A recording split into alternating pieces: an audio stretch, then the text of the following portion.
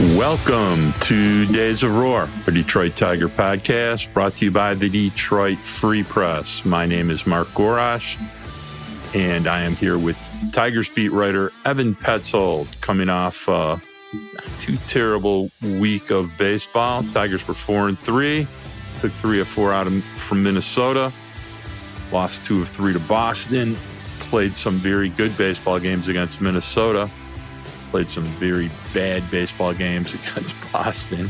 How you doing? How was Boston? How was Boston? I wasn't in Boston. You weren't in Boston? No, I was not.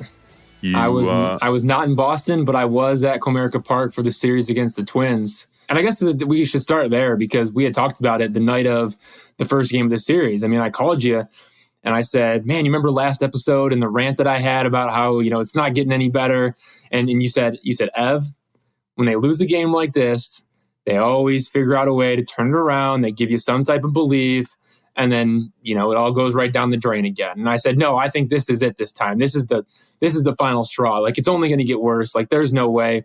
I had no belief. Because if you remember, that first game of the series was absolutely terrible. And that was no good. Joey Wentz was on the mound, gave up 8 runs on 10 hits and 1 walk over 3 innings. It was 4 runs in the first inning, 3 runs in the second inning, and then 1 run in the third inning. And the Tigers were down 8-0, after the third inning.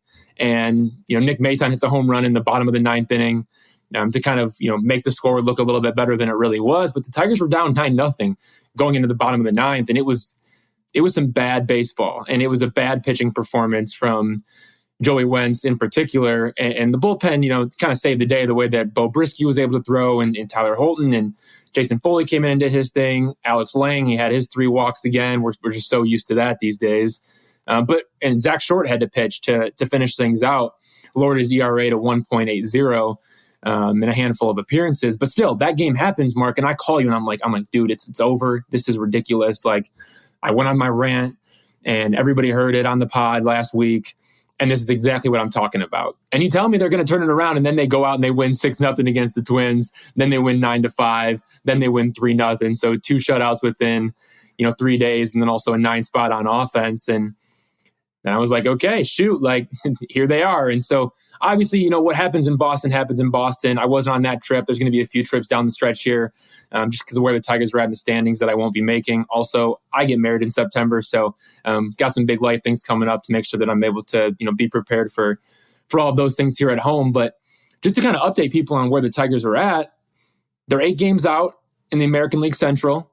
Those games against the Twins, I thought, were pretty important. I thought they mattered. And now they get ready to go on the road. And they got 2 games against the Twins on Tuesday, Wednesday, 4 games against the Guardians. I got to ask, Mark, just like off the bat, it was a 4-3 week. I want to know your thoughts about the Minnesota and Boston series. But is there any hope for this team? Like, is there anything to really get excited for? Like, could they make a move? Is it possible? I mean, 8 games out doesn't seem that bad. But at the same time, you're still 8 games out.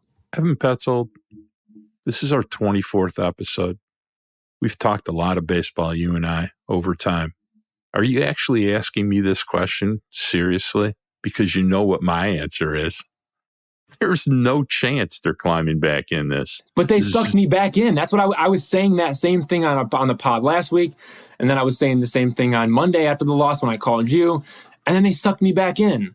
They made me think, well, maybe it's possible.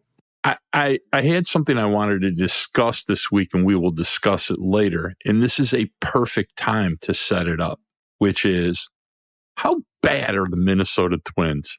That's my point. That's my point exactly. Okay. Now, at the same time, I also wanted to discuss, we have watched the AL East all year.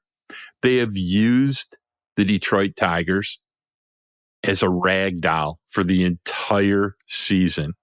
They have literally beat them to a pulp, and then they come back when they're feeling bad about themselves and choke them out and beat them more.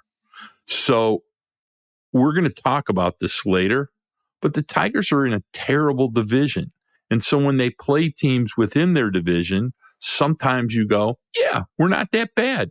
But when they play the rest of baseball, and the Tigers are now, I think, 10 games over 500 in the division, 9 or 10, it gives you a false sense of where they are because they're, I think, 18 or 19 games below 500 against the rest of baseball.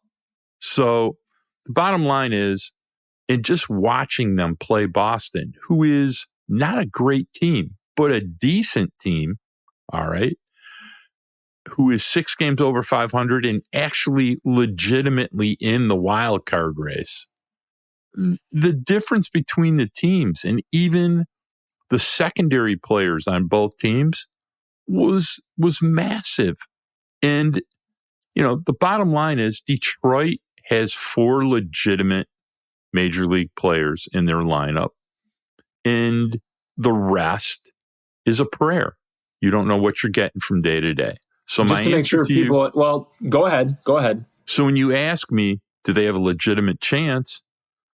You're seduced by the idea that they have a Minnesota Twin team that's not good, but they still have to make up essentially in less than 50 games, 8 games. They have no chance of doing that unless Minnesota gets in a terrible bus accident on the way to the next, game. It's just not happening. The math doesn't work. And more importantly, you have a team that's won 3 games in a row, 1 time since May 3rd.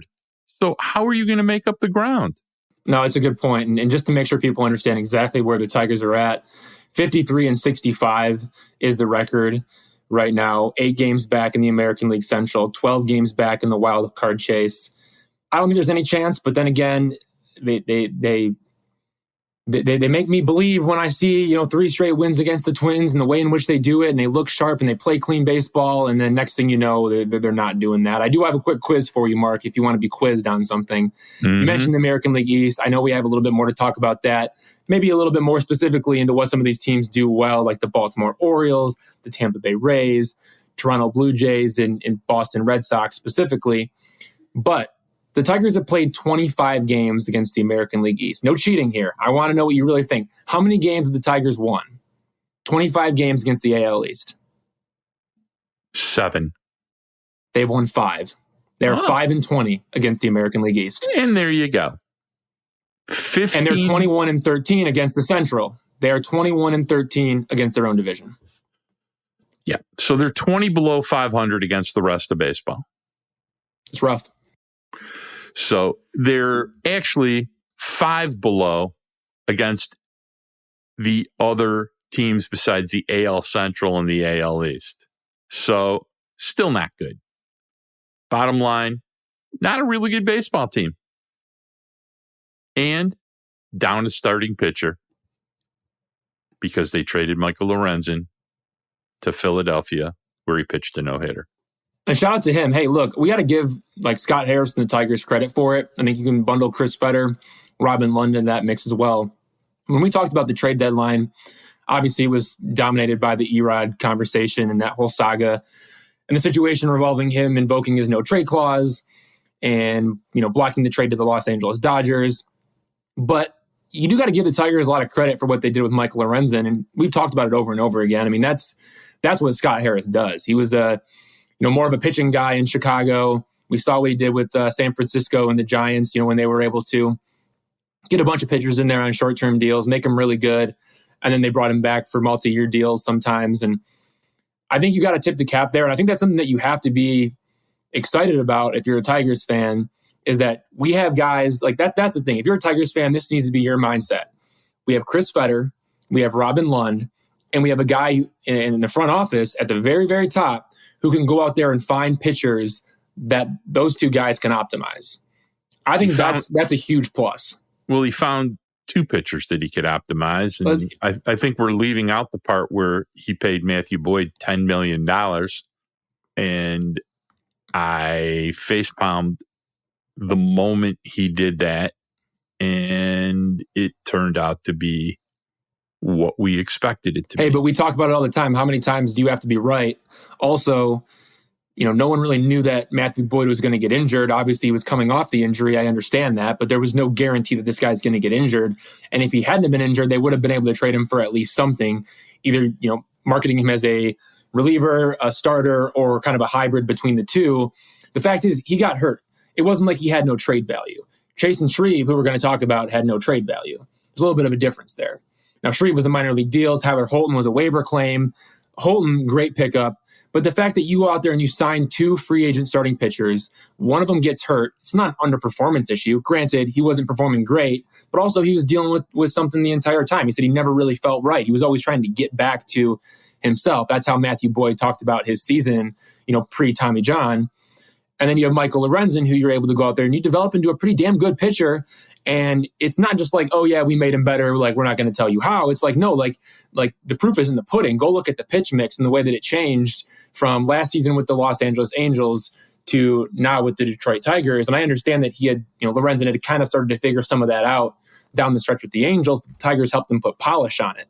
And that's where you give credit to Chris Fetter, Juan Nieves, and Robin Lund and that entire pitching department. So I do think that's something that's encouraging, right? Like when you look forward and you say, okay, how are the Tigers going to build a rotation?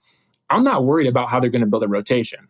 That's part of why that's part of why I say don't re-sign Erod. I don't care what it costs. Don't do it. Spend the money on a bat. All right. I think they need to do both. They're going to have a $60 million payroll at the end of the year if they do keep Erod. So there's absolutely zero excuse for not signing both a pitcher and a bat. They don't spend a ton of money on a pitcher. It's not like they're going to sign Julio Urias, okay, which would be a hell of a good idea if they were serious about winning, but they're not serious about winning. But Mark, give me Matt Chapman. Give me Matt Chapman, pay him the bag, and then go out there and get another hitter on like a 1-year deal and somebody that has upside on a 1-year deal that maybe you could trade, maybe not, maybe it's a 2-year deal, maybe it's a 1-year deal with a club option. Regardless, go get me those 2 things. I'm not concerned about pitching whatsoever. Right. I would rather have them spend more money on Matt Chapman than, sitting back, waiting, and just kind of playing the 1-year deal again. Go get a real bat, a dude that can play in your lineup, and figure out the pitching and let that kind of, be its own thing, because we've seen Scott Harris do that over and over again. We've seen Chris Fetter develop over and over again. That they have proven themselves in that category. Yes. I don't think you need Erod. All right. For podcast decorum, let's do something because we're already into it. I just want to qualify it. We're going to go to the big 2. Question number 1, are they playing out the string or posturing for 2023? And I think we've been discussing that a little bit already.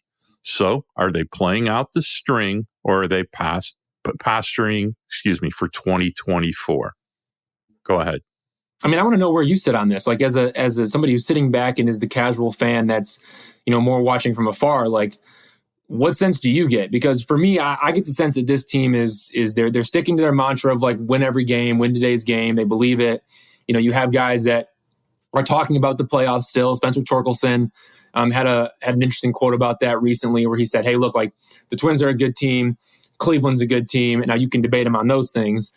But he said, look, we don't feel like we're out of it yet. We don't feel like, we're going to mail it in until we're going to mail it in. Like until we're officially out of the race, we're not going to act like it. But I do believe in some of that though, Mark. I think that that's exactly the mindset you have to have if you're a young team who is going through some of these ups and downs. Look, this is a better team than last year. So let me Torkelson knows it. Green knows it. Everybody in that clubhouse knows it. Let me quantify the question then. I don't think the players are the ones mailing it in. Okay. The question becomes, is the front office mailing it in? Is the front office playing out the string or are they posturing for 2024? Well, yeah, they're mailing it in. I mean, are you kidding me? If they weren't mailing it in, I think that Parker Meadows would be up here. I think Colt Keith would be up here. I think Justin Henry Malloy would be up here. Now, whether those guys are uber successful or not, go look at the Tigers lineup. Like, just go take a peek at their lineup. And you go down that list and you say, would I rather have Colt Keith or would I rather have Nick Maton? Would I rather have Akil Baddoo or would I rather have Parker Meadows? Those are pretty easy questions to answer. And I think just from a pure talent standpoint, like that's really what it comes down to.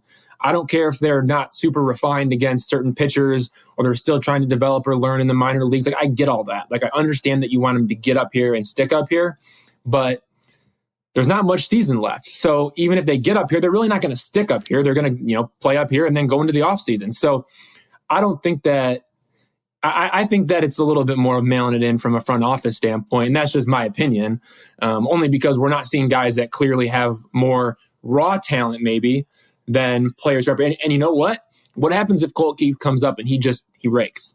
What happens if Parker Meadows comes up here and just rakes? I mean, sure, not everybody's going to come up to the big leagues and just rake. We've seen, I mean, look, as good as Riley Green is, he went through it. Torkelson, he went through it. I mean, and he's still going through it, and to the point where he's trying to really become, and reach his true potential. So I'm not saying that all these guys are going to come up here and just absolutely, run the offense and, it's going to be the greatest product ever on the field. But do they have more raw talent? Yes. All right. So let's take a little inventory of what you said. And I want to clarify something in fairness. And holy smokes, Mark Gorash clarifying something for fairness is a rare thing. Until I think Wednesday, and we discussed this last week. Yep. If you want to maintain rookie status, they need to stay in Toledo. So anytime after Wednesday is fair game to recall players, and likely between the at-bat minimum and the service time minimum, they can still maintain rookie status. And that's my point. If the front office felt like there was a real chance to go win something this year, that wouldn't matter. Well, we'll see. But we're going to see this week, because the implied obstacle of last week is now diminished considerably after Wednesday. So I'll be interested to see going forward over the next 7 days what's really going on here. Because, in merging the two questions of the big two this week, and I'm kind of going to do that for the very first time in history, the second question of the big two is, who is on the roster in 2024? Who is on the bubble now? So you got guys like Maton, Baddoo, McKinstry, Haas, Short, Ibanez. You had pitchers like, Wentz, Fado, Turnbull, Englert, maybe White, which is unlikely. He seems to be almost a guarantee for next year unless he blows up. And we also thought that about Joey Wentz, who is now blown up and actually threw unbelievable for 5 innings yesterday in Toledo. But, and Alex Lang has now created a circumstance for himself where he becomes less reliable and almost a wild card. But you have all these players that you really just don't know. And especially players like Zach McKinstry, Akil Baddoo, Andy Ibanez, Nick Maton, Zach Short, and to a certain extent, Eric Haas, and we'll get into that later, that you're not going anywhere with so many of these players. Now, are two of those guys probably very, good quality utility players? Yeah, probably. Fine. Okay. But you can't have all of them. And you can't have all of them basically playing 4 to 5 times a week. You're just never going to be competitive doing that. So the question starts becoming, isn't it time to see if you have players that you've been developing in Toledo that may have more upside than what you're playing every day in the major leagues now? And I think you bring up a great point, and you and I are very good at trying to bring reality to the quality of play of minor league players. Look, Riley Green's a really, really good player. Spencer Torkelson, I don't know if he's a really, really good player yet, but he's had a damn good year. You can say whatever you want, whether you think his year was good or not, but he's made a lot of progress. His consistency level has picked up a ton, and he's becoming more dangerous by the week. So he's definitely a player that's improved a lot and progressed a lot. So, you need to add players to that mix, but look how much they struggled over the course of a year and a half in the major leagues, over the course of 600 or 700 at bats. So many ups and downs, so much evolution and improvement as players. So you need to get started on that polishing, on that exposure, on that adversity train for players you think might be good, you need to let them suffer because now is free time to do that. Free time. That's what concerns me, though, is because the Tigers have a lot of guys who really haven't had that opportunity at this point in the season that are already on the 40-man roster. I mean, Ryan Crowder's been dealing with an injury. He's back. They're going to want to probably see him again. Andre Lipsius, he had an injury. He's on the 40-man. I understand people might not like him, but he's on the 40-man. Like, you got to get a look at a guy like that because you just don't know until you know. Wenzel Perez, he is on the 40-man. He is healthy. He is in Toledo. You're going to have to get a look at him. Parker Meadows, you're going to have to get a look at him, obviously. That's 4 guys right there that I just mentioned in Parker Meadows, Wenzel Perez, Andre Lipsius, and Ryan Kreidler. So you got 4 guys there. Maybe Donnie Sands. He's on the 40-man. He needs a catcher. Do you not want to get a look at him again in the big leagues? He's only gotten a couple plate appearances. I know you don't. I know you don't, but I'm just saying decisions have to be made in the offseason. There's going to have to be decisions made on this entire roster up and down. So there's 5 guys right there. And sure, I guess you could say Donnie Sands is maybe a half. So maybe that's 4.5 guys. Oh, and then you also got Justin Henry Malloy. You got Colt Keith, 2 guys who aren't on the 40-man roster. So you're looking at about anywhere really between, that's 6 to 7 players that you're going to want to hopefully get a look at. And as a fan, you definitely want to get a look at. And if you're the Tigers, you would think it's a no-brainer to get a look at those guys before the season ends. How are you going to create the roster space? Like, how are you going to create the roster space in the 26 man to do that? I mean, is Andy Ibanez going to go? Is like how are you going to make? I mean, is Akil Baddoo going to go? Are you done seeing Akil Baddoo? Are you done seeing Andy Ibanez? Are you done seeing Zach McKinstry? Nick Maton, does he go back down? Obviously, they're going to make another transaction when Javi comes back, but like, you kind of run out of room to start. Is Eric Haas going to go? So those are decisions that they're going to have to make. And you're going to have to let some guys go down to the minor leagues or just straight up DFA some guys to give these other dudes some looks if you really want to. And those are decisions that the Tigers are going to have to make. And that means, sending a player like Nick Maton back down to the minor leagues. That means, sending down Akil Baddoo, like cutting Zach McKinstry. I mean, if he's out of minor league options. So at that point, you're going to have to DFA him. Like, is that something that Scott Harris is ready to do? Those are questions that are going to have to be answered down the stretch. I think it's the biggest question is you have a lot of guys that you need to get looks at. How do you create opportunities for them? Because that was the promise, was to earmark at-bats to young players. And so far, that's been Spencer Torkelson, Riley Green, and Kerry Carpenter. And I guess you can throw, Nick Maton and Matt Vierling into that mix. I guess you can throw Baddoo, but there are other younger players that are coming. And they're younger than those guys. And it's time to see what they can do. All right. So I watch other teams try to evolve themselves. And my question starts becoming, yes, Akil Baddoo has skills. He has some power. He has some speed. He's proven to be, minus throwing, very competent defender in left field. Okay. What is he, though? I mean, is he even a fourth outfielder? My question starts becoming, he had a very good May, very productive. But when you look at May, it wasn't like he hit 365. He hit more in the 270-ish range. So my question starts becoming, if you're accepting okay as your best month, and then the other months are so tragically, unplayably bad, what do you have? And it's year 3.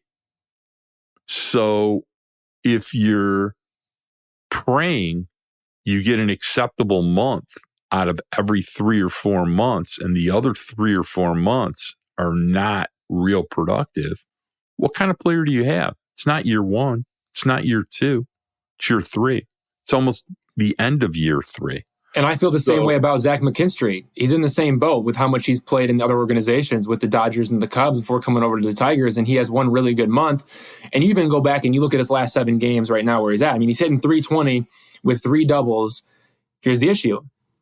0 walks, 7 strikeouts in his last 7 games. So like, sure, Zach McKinstry has hit a little stride here, but the underlying data with the walks and the play discipline tells me that ain't sustainable. He's going to go right back to being just as bad as he was outside of a 1-month best stretch of his career. That's another guy that it's just like, it's like, what is he? What is he really? Andy Ibanez and Nick Maton both. You can't have 6 utility men on your roster. You only can have 2 or 3. That's my point. So these are what you pay a team president / GM, the boss is supposed to be making these decisions. These are hard decisions. These are roster decisions that shape your team. Okay. And you got to make them. It isn't fun. You might be wrong. Happens all the time. But you cannot make a roster out of utility players. You need players. No, and I think that's why if the Tigers go out this offseason and they say, hey, we have a real chance to sign Matt Chapman, he can be our everyday third baseman. He will play, look, that's a guy who will go there and he will play anywhere from 150 to 160 games as your third baseman. Maybe a couple DH opportunities here and there, fine. But he's your everyday third baseman. The question becomes, does Scott Harris make the call on Nick Maton and say, yep, that didn't work out. We're going to have to just let him be in Toledo. Yes. Good replacement piece for us. Right, but that's what I'm saying is he's going to have to make that call. But he's going to have to make that call. If it isn't Matt Chapman at third base, it's going to be somebody else. It's going to be a 1-year veteran who can hit. It's going to be Colt Keith. It's going to be somebody. As opposed to maybe he just needs more time. He hasn't got enough opportunities yet. Nah, I heard Hinch discuss Nick Maton the other day, and it basically I think you already know the answer based on how much he played. He's played twice this week.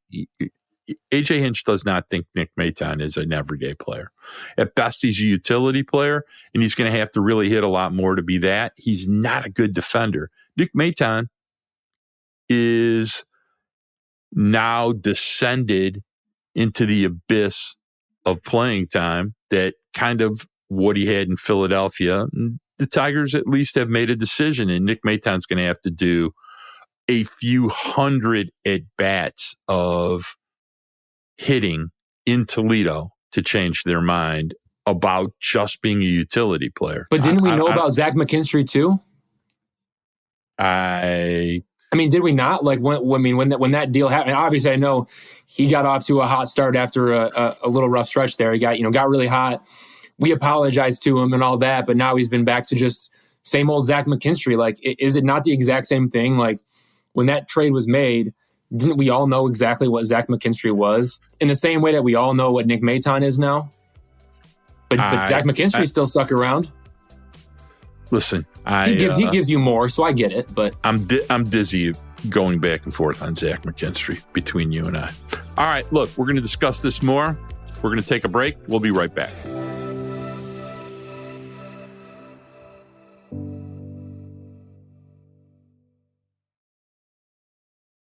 All right, we're back. Let's touch a little bit on the pitchers. I think that we're beating the utility player issue and, the fact they have a roster crunch about it almost to death.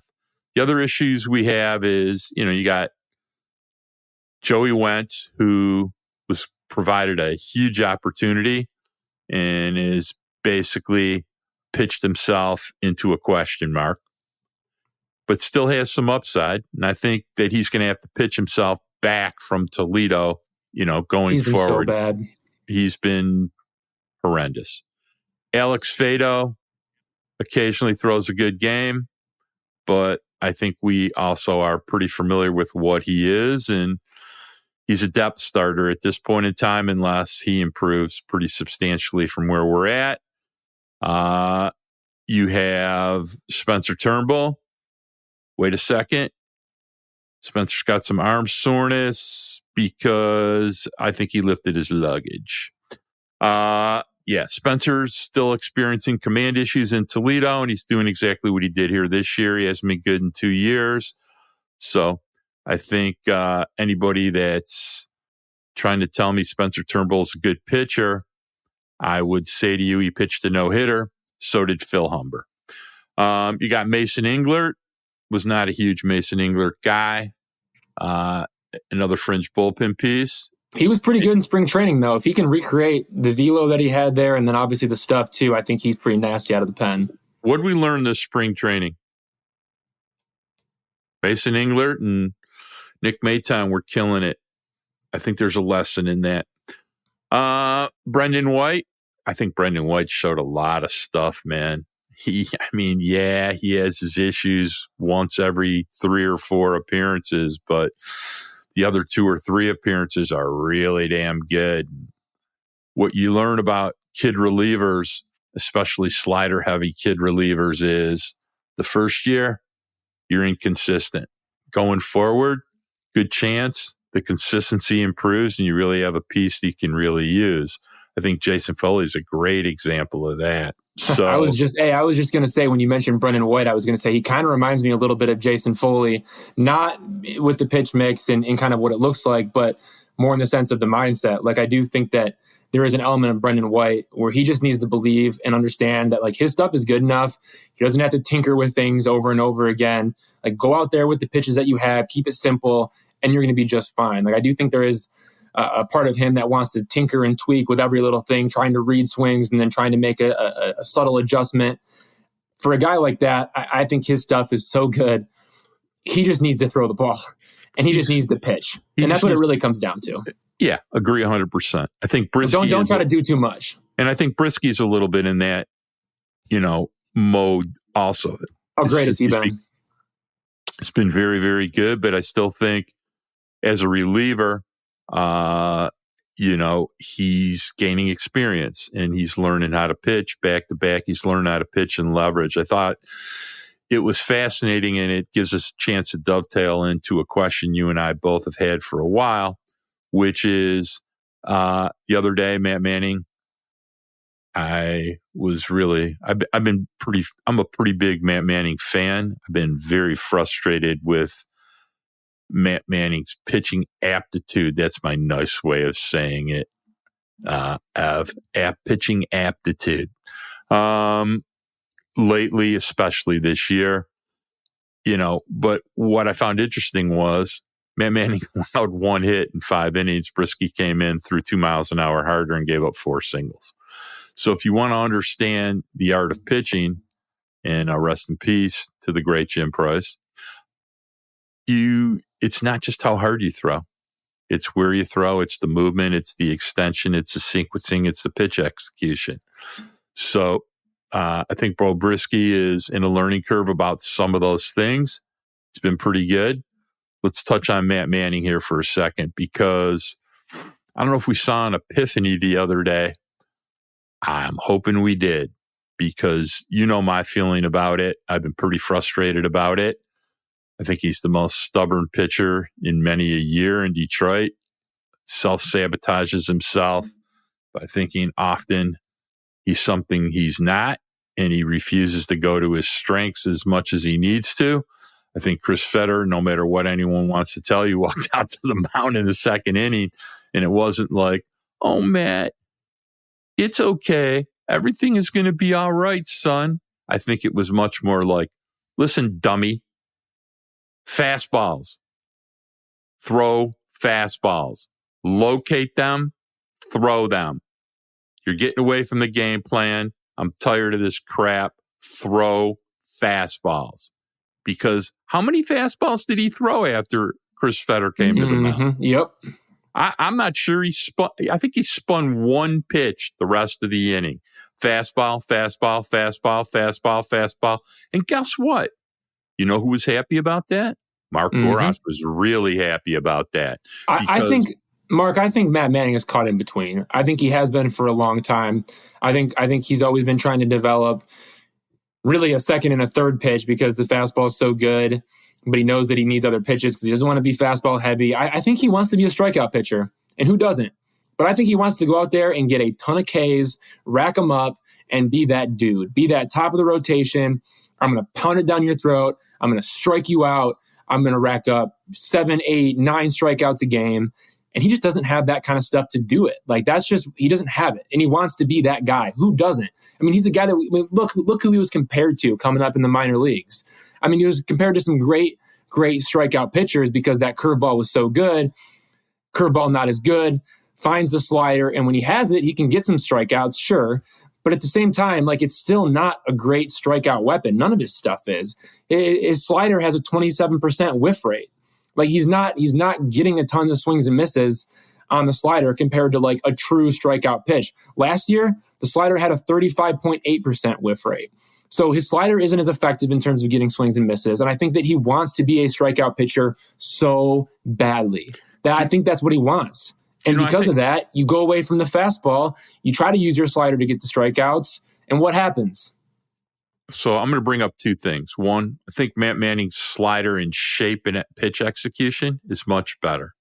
But you know what kind of pitch I call Matt Manning's slider lately? It's a head turner. You know why I call it a head turner?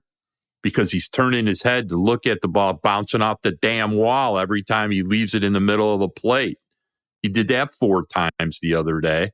And finally, every time he threw it, it seemed like it was bouncing off the wall in left center field. So the other part I want to bring up, and we've brought it up a couple of times before, and I always wonder why pitchers refuse to accept success sometimes. And here's my point.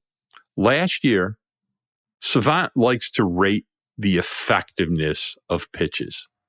Last year, Matt Manning's fastball was a -8. And in ranking pitches, minus is better than plus. Okay. And I think he was -8 runs with his 4-seam fastball last year. If you would have extrapolated how many innings he threw, and I think he threw about 80, to being a 150-inning season, Matt Manning would have had a top 5 fastball, 4-seam fastball for effectiveness in Major League Baseball. Remind me a lot of Joe Ryan's fastball. Not necessarily velocity-wise dominant, but execution and productivity-wise very dominant. It's the extension, it's the slight movement, it was the command. It was a great pitch. It was a pitch because his breaking pitches were so inconsistent that he threw almost 60% of the time, 58% of the time last year. And it was great. It was a damn good pitch. And the other day against the Twins, after the talk from Chris Fetter, and he threw so many fastballs the rest of the game, you know what his fastball usage was for the day? After throwing very few of them in the first 15 pitches. What do you think his fastball usage ended up for the day? Got to be somewhere north of 50%. Yeah, 58%. So my point about Matt Manning is... But Mark, do you know what his fastball usage is for this season? Because I have that written down. Yeah, 48%. I got it 47.3 now. But yeah. Why do you think I wanted to drive down there and slap him? It's like, do you want to succeed, or do you want to, I think you want strikeouts, Mark.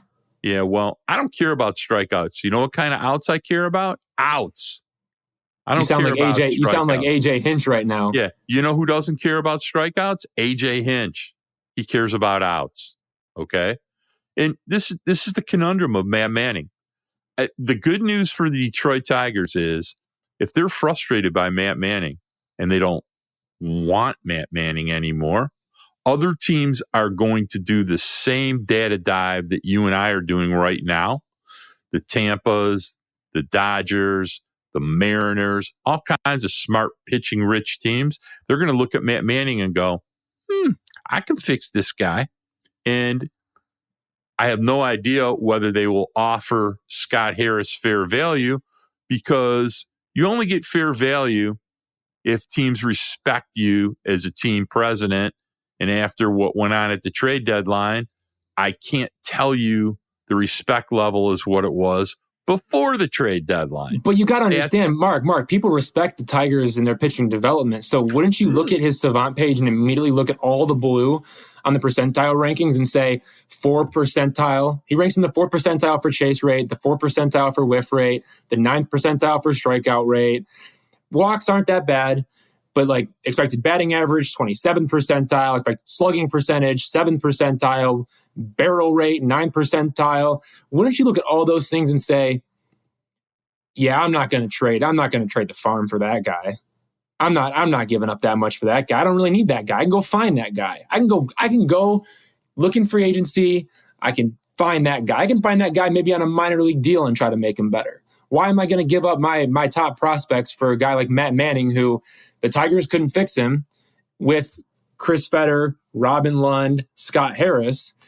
If I'm another team, I don't know if I'm really going to be betting on the fact that I can fix Matt Manning over the rest of his contract. And even if I do, what's it going to take to get there? And how long is that process going to be? Like, I don't see him being so easily tradable. Like, someone would take him, sure, but Scott Harris came out and said it after the trade deadline, we're not going to trade players for spare parts. And I think that might be all that you get for Matt Manning. He's a free agent after 2027.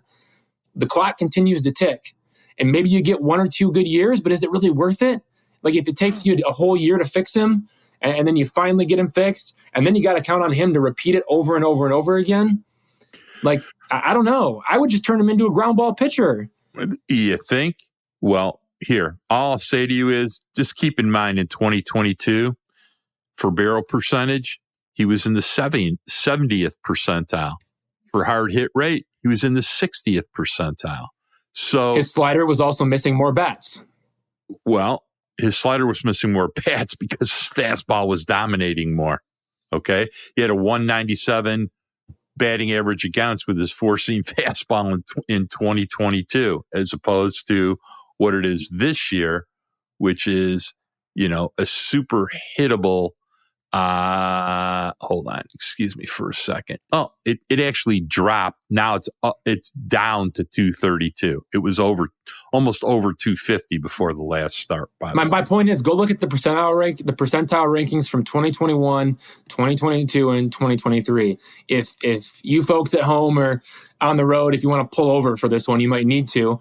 baseballsavant.mlb.com, and then look up Matt Manning, and then cycle through 2021, 2022, and 2023, and it's almost all blue, aside from his elite extension. Well, but at the same time, yeah, that's a problem. I like using the pictures, but I also like to look into the pitch tracking numbers. And yes, his slider had a 35.8% whiff rate and a 23.7 put away rate in 2022. He actually has a better shape and better looking slider in 2023, but he throws it so damn much and it's sequenced in the wrong place that, the whiff rate is down to 27% and the put away is down to 18.6%. However, what I will say to you, okay, is his slider allowed a batting average of 240 in 2022, and he's only allowing a batting average of 219 in 2023.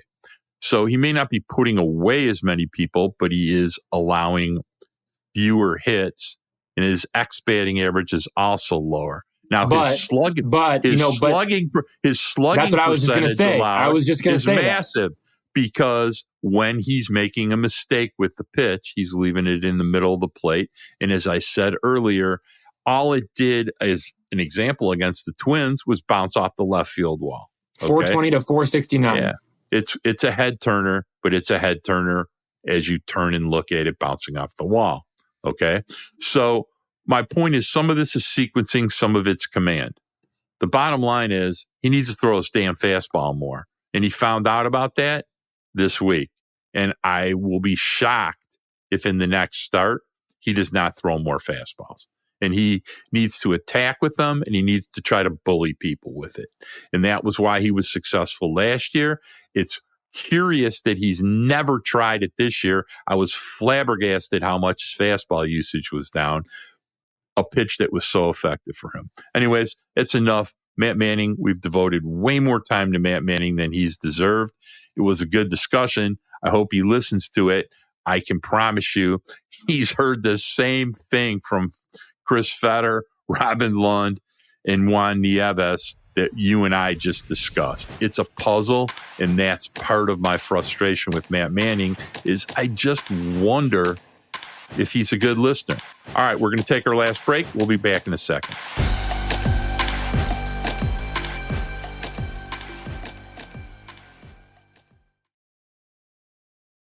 All right, we're back. Enough of the Matt Manning discussion. We did want to discuss a couple of moves this week. Why don't you tell us about who's leaving, who's coming? Yeah, first thing, the Tigers designated for assignment, left-handed reliever Chasen Shreve. He's a guy they picked up on a minor league deal in the offseason. Someone that they really liked because of his splitter and some of the things that he was able to do. They thought he was going to be pretty effective against right-handed hitters. He ended up really struggling against right-handed hitters, and that was a little bit of an issue for him. They thought, okay, he's going to be able to pitch to lefties, and then we feel good about him against righties as well. They thought they could use him both sides. It would be really good with a 3-batter minimum. Turns out that wasn't the case. What I found interesting about the DFA, though, Mark, is we were pretty tough on the Tigers for not trading Shreve and Jose Cisnero. Now, I still think they should have traded Jose Cisnero, and I still think they could have gotten something for him, but it tells you a lot that Chasen Shreve cleared waivers. So all 29 other teams had a chance to pick him up, and they didn't do it. So I think that tells you a little bit. He wasn't being paid that much, so it's not like money was an issue like it was, back when the Tigers DFA'd Jonathan Scope. But nobody picked him up. And I think that tells you everything you need to know about his trade value. Clearly, there was nobody that wanted him. They weren't going to give anything up for him, at least. Maybe for cash considerations. But at that point, like why? That's kind of irrelevant. I'm tired of the Tigers making deals for cash considerations anyway. So that was kind of the first move. That was the first domino. We kind of saw a little bit of that coming, though, when the Tigers claimed left-handed reliever Andrew Vasquez from the Philadelphia Phillies. He throws a ton of sliders. He's somebody who they like. He could be under team control, moving forward if they want to keep him and hold on to him. This is almost like a 2-month showcase for him here down the stretch. We can get into those moves if you have thoughts on that. But also the Tigers placed Javier Baez on the bereavement list. That happened on Sunday morning. They promoted Isan Diaz from AAA Toledo, a player that about a week ago they picked up off waivers from the San Francisco Giants. They had picked him up because they knew, hey, look, we're probably going to have to put Javi on the bereavement list at some point. His grandfather died recently. He had to travel back to Puerto Rico. The family was, arranging the schedule for the funeral services. They weren't exactly sure when Javi was going to leave. Turns out it's now. Isan Diaz comes up. I don't anticipate he's going to stay very long. They just really wanted a left-handed bat for some reason. And, so he gets the call. He gets the promotion. Javi obviously been going through it, but hopefully this gives him a chance to clear his mind. And obviously a lot going on in his personal life. Him and his grandpa were very close. Haven't got to talk to him about it specifically, but talking to AJ Hinch and some other people, you hear about him telling stories of his grandpa in the clubhouse and things like that. Obviously a special place in his heart. And so obviously, we're praying for him. We're thinking of him and stuff like that. But hopefully he can get back on track when he comes back. But Mark, any thoughts on those moves, whether it's Shreve getting DFA'd, Vasquez getting picked up, Javi going to the bereavement list? I think that's, kind of its own thing in and of itself. But maybe the Isan Diaz promotion as opposed to, I don't know, Ryan Kreidler. I understand maybe they would have wanted Diaz over Kreidler a week ago when Kreidler was just getting back and comfortable in Toledo. But it's been a week from now. I mean, he's been in there. He's been in Toledo for, it's got to be more than 10 days by now. To me, it kind of feels head-scratching, Isan Diaz. I don't really like it, but that's just me. What do you think? Well, first of all, as far as Chasen Shreve, swapping him out for Vasquez, hey, look, part of the shuffle that you go through in a baseball season, and they obviously think they can optimize Vasquez a little more. He throws 87% sliders, pretty tough on left-hand hitters, not too tough on right-hand hitters. We'll see what happens with that. Just trying to get better. It wasn't like Shreve was very good. The Javi business, can't forget that he kind of injured his leg getting out of the box last day playing. They were worried he could even play the next day.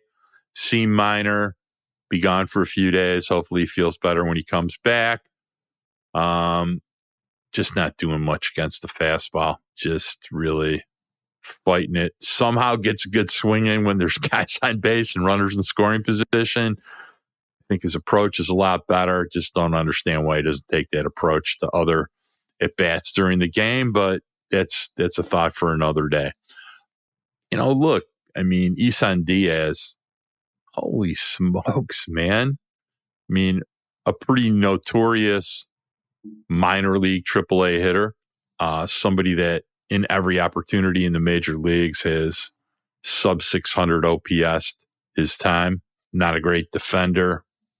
Just really wonder what the hell they're thinking about when they're doing this stuff. I mean, here's Ryan Kreidler, who was good enough to play for them and is good enough to make the opening day roster. Yeah. Known to be a favorite of AJ Hinch. And Torkin Green. It's, part of the mix, a really, really good defender. Probably the best utility defender they have. For those of you that think Zach Short is that guy, he's not. But yeah, I tweeted it. It was very curious. It was very Scott Harris, to be really, really honest with you. There are times when I really shake my head about, what's going on upstairs. I'm never a person that's very happy with the Tigers front office, as my friend Lynn Henning likes to remind me of constantly. It's a fight we've been having for a decade with each other as we eat lunch together.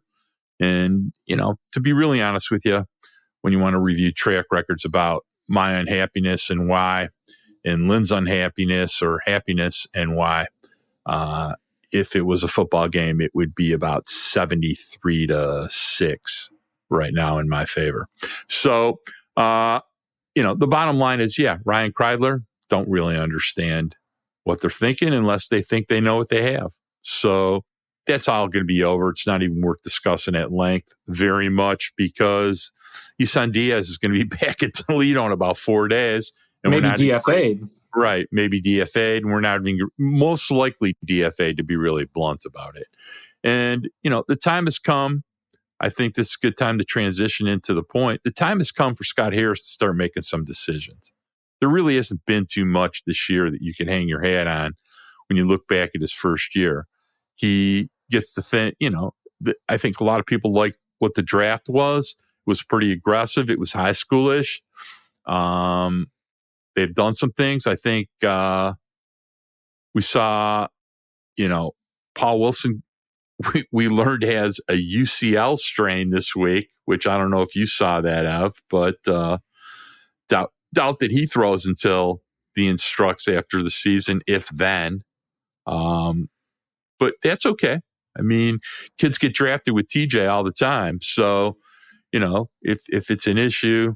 But I thought that was an interesting tidbit that was not divulged at the time we discussed the draft by anybody. But yeah, the time has come for Scott Harris to start making some moves, because really, when you look at the first year in the draft, in many ways, the best part of the draft was a function of Al Avila's incompetence, was not a function of Scott Harris. I mean, who he chose was a function of Scott Harris, but the draft position was manufactured by one Al Avila.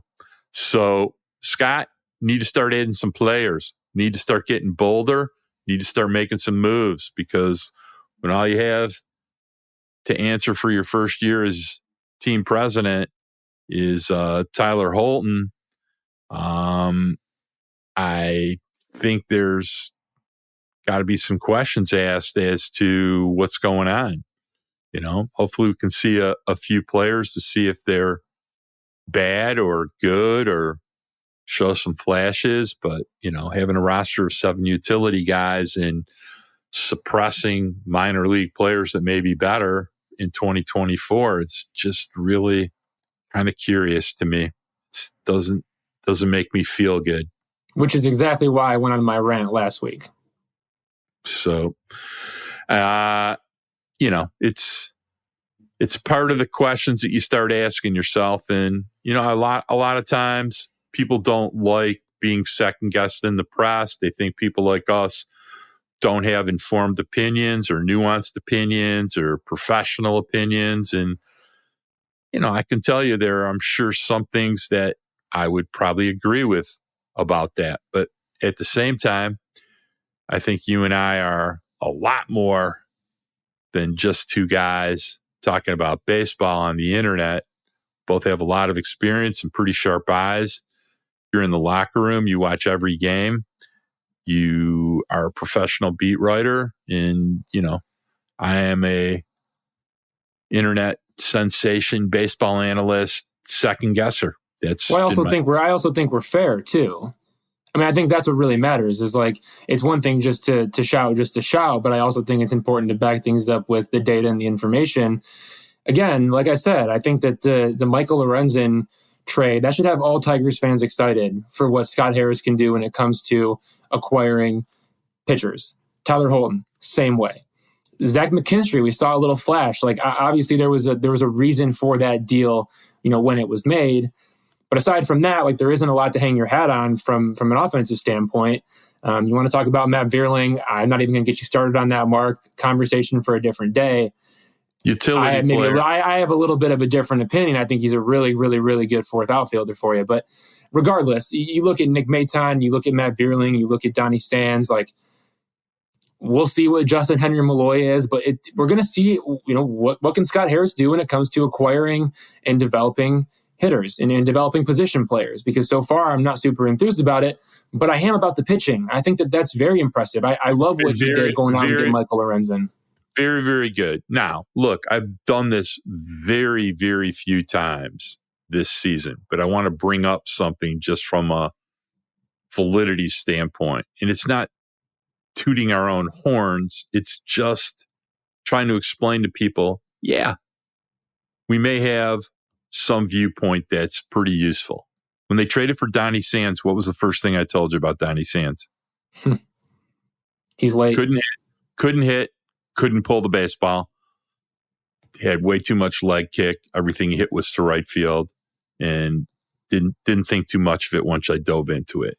And I think that's been proven out pretty clearly in Toledo. Mark, you watched like a 2-minute video and then said that, and you were spot on. Well, I now watched Matt Vierling.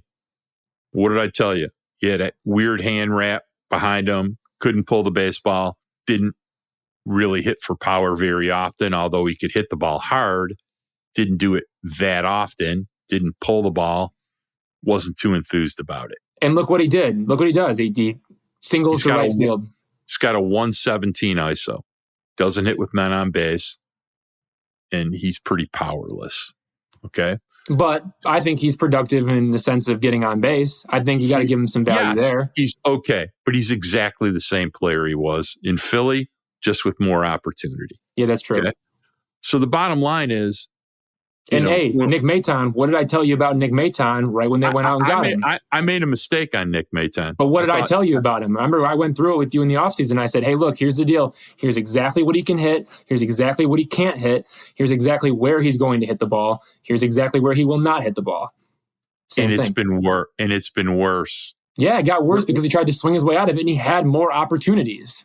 So the point is, all I'm saying is, we have a podcast, but we do have some meager amount of skill about this stuff. So we're not just making this stuff up. I mean, go back and read the deep dives on Matt Vierling, Nick Maton, and Donnie Sands. They did one for all three players. I dove into all their data, and it will literally tell you exactly the players they were when the Tigers acquired them. And then you go watch. If you're watching the games, you know exactly what kind of players they are right now. There ain't much of a difference. It's almost like they should give you a job as a beat writer at a big city newspaper. So, thank you. All right. Well, enough tooting our own horn. I just wanted to at least bring those things up because we don't pull these things out of thin air. We actually, from time to time, do make some educated opinions about some things. We're wrong like everybody else. Heck, the best scouts in the world are wrong all the time. And players do improve themselves and change the narrative. But what I'm saying is, occasionally we're much more right than people want to think, and especially people that want to endlessly argue with me about things on the internet until I finally, out of fatigue, either have to block you or stop discussing it. So, all right, it's been a week of 4 wins, 3 losses, but a lot more of the same. Going to Minnesota, going to Cleveland. Hopefully they've played well in the division. They can keep doing that. They've actually played well on the road. Hopefully we'll have a good week coming up. It's drawing very, very close to the big Savannah Evan wedding. September 8th. September 8th. So we're down to about 3 weeks away, huh? Yeah, I'm excited. I can't wait. Right. Savannah's pretty stressed out, but we're hanging in there. You know where everyone's sitting yet? No, we're getting that down right now. That's kind of we need to get that done. So we've got our final head count and stuff like that. And now piecing together where everyone's going to be at. We had our last meeting today with our wedding coordinator to go over timing and everything like that. And Savannah's absolutely crushed it. So shout out to Savannah, hat tip to Savannah, all of the above. Thank you. Mark Gorash is rooting for people that don't like each other to be sitting at the same table because I want to hear some drama stories. We're going to avoid that. All right. Well, I want to remind everybody to comment, rate, subscribe. You can find Days of Roar embedded in the Detroit Free Press under every Evan Petzold article. And the first day it comes out, it's on the front page. I always like to look at that and go, can you believe they put Mark Gorash on the front page of the Free Press with Evan Petzold? So it is entertaining to me when that happens. I want to thank our executive producers, Anjanette Delgado and Kirk Crawford. I want to thank our producer, Robin Chan, who's going to have his work cut out for him this week. I want to thank my grandson, Braden Michael Gorash, who I spent the last 3 days with, and he was just more fun than I could ever imagine. And he's really talking up a storm, and that makes me kind of happy. All right. For my partner, Evan Petzold, this is Mark Gorash. We're going to see you next week, and I want to say peace.